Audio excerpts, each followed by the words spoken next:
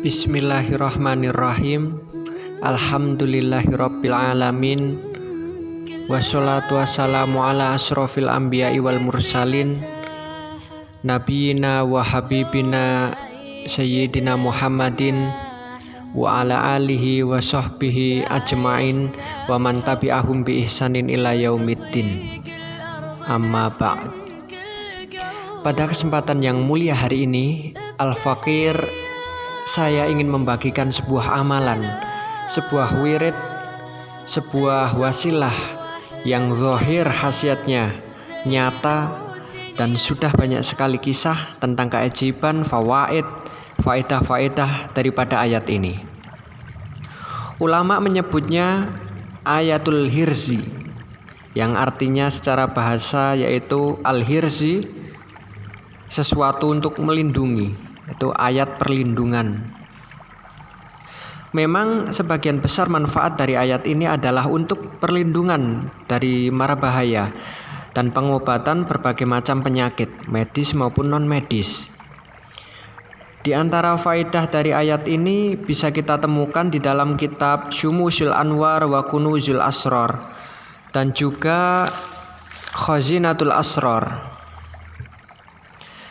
Pada kesempatan hari ini, kita akan membahas yang pertama kaifiyah atau tata cara, yang kedua fawaid, faedah-faedahnya, lalu kisah nyata tentang keajaiban yang diceritakan oleh pengamal daripada ayat ini.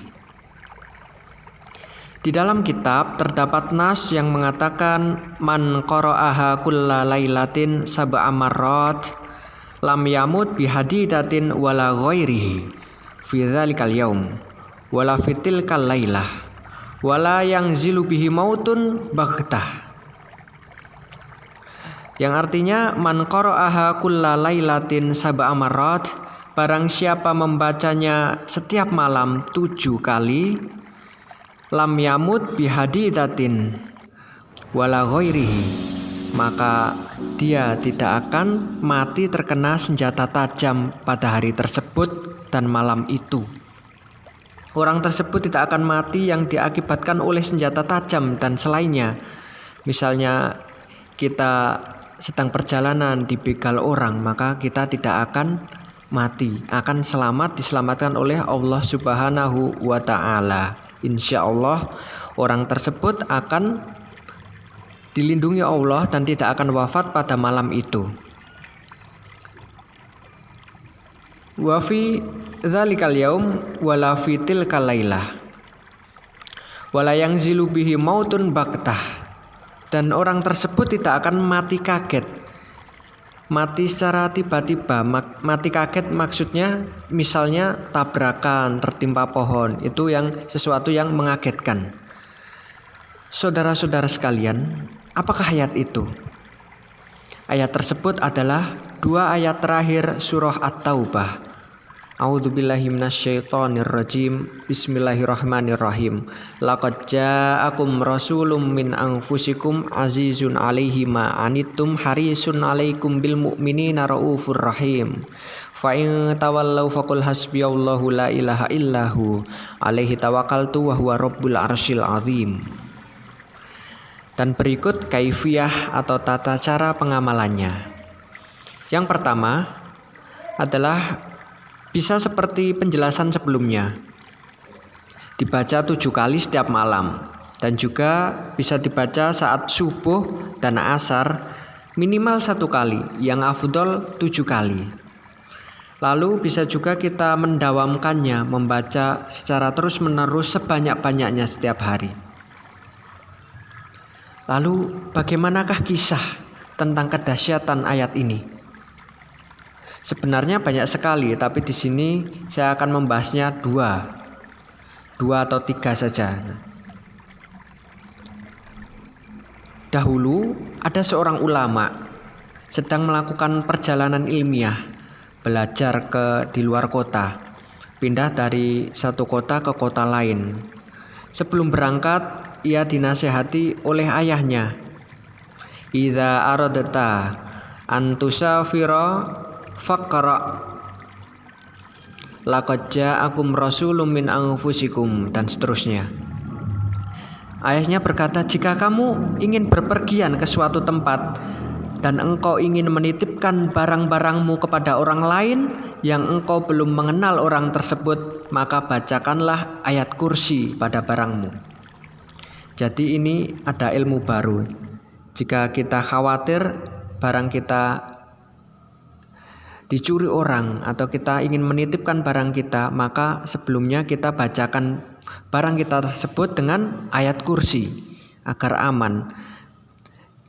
Dan bacalah laqad ja'akum rasulun min anfusikum, dan seterusnya setiap hari. Itu nasihat dari ayahnya. Dan beliau mematuhi nasihat ayahnya. Dan benar, suatu ketika di tengah perjalanan beliau melewati daerah yang di sana banyak sekali ular. Ular tersebut besar-besar, bisa makan orang. Ular tersebut mendekati beliau dan ingin memakan beliau. Lalu tiba-tiba datanglah seorang lelaki berjubah bersih, menghajar ular-ular tersebut sehingga ular tersebut tidak jadi memakan beliau. Lalu orang tersebut ditanya oleh ulama yang sedang melakukan perjalanan itu, Sa'altu billah man anta, saya bertanya kepadamu dengan nama Allah, siapa kamu? Lalu lelaki tersebut berkata, ana laqad ja'akum rasulun min anfusikum. Orang tersebut menjawab, saya adalah laqad ja'akum rasulun min anfusikum. Ayat tersebut itu adalah pertolongan Allah Subhanahu wa taala. Ayat tersebut menjelma menjadi penolong. Lalu yang kedua, seorang anak usianya sekitar 15 tahun.